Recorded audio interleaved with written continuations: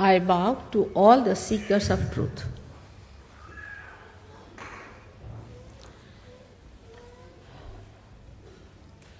When we are seeking the truth, we have to know, we have to be honest about it. Because it is benevolent for us, not for others. We are seeking the truth for ourselves, not for others. Another thing we have to remember, very humbly, that truth is what it is. We cannot change it, we cannot organize it, we cannot maneuver it.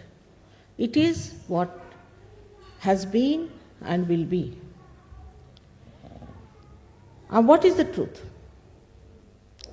The truth is that you are the spirit. You are not this body. You are not this mind. You are not this ego. And you are not this conditioning. You are the spirit. But so far, you have been a human being.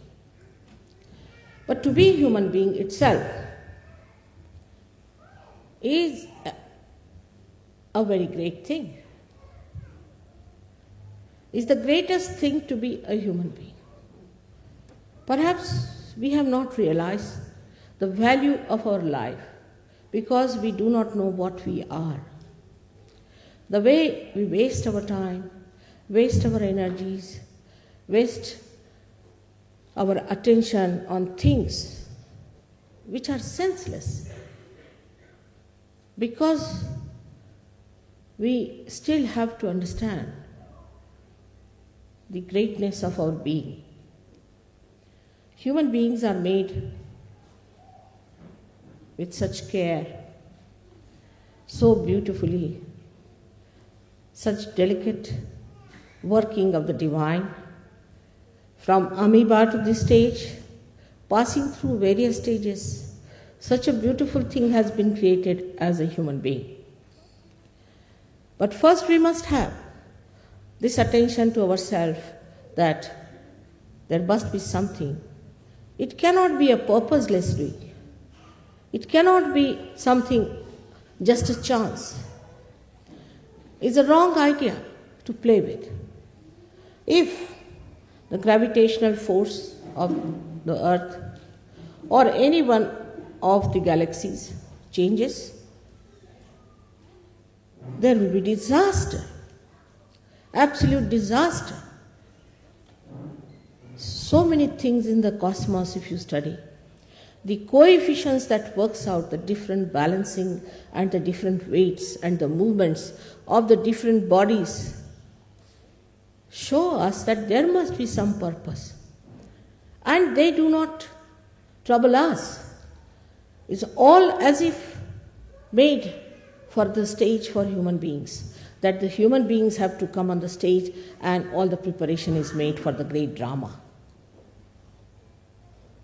I think it's high time that great scientists should look at it and start wondering why is it the way it is made, why we are so much looked after.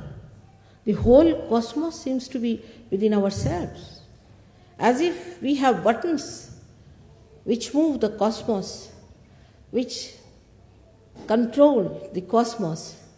Everything is going on so smoothly otherwise, except when we do not try to understand ourselves.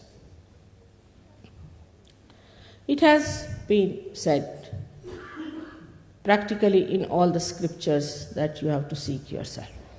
You have to find yourself. Though I think many of the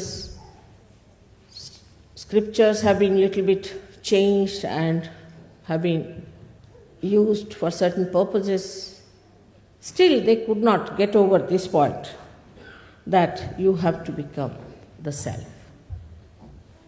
You have to be born again. But that is not an artificial thing. We are human beings, not artificially made. We are made really by some sort of a living force from amoeba. We are not just made with some sort of a thinking or a mental projection. It is not a mental projection by which we have been human beings. It is something spontaneously happening, a living force within us which has brought us to this stage, with a purpose, with a meaning. And now, at this stage, we are free to do what we like. Many people ask me, what was the need to give this freedom to human beings? It was very necessary. If you have to have the ultimate freedom, you must know how to deal with it. You have to understand. Of course, human beings have to make mistakes.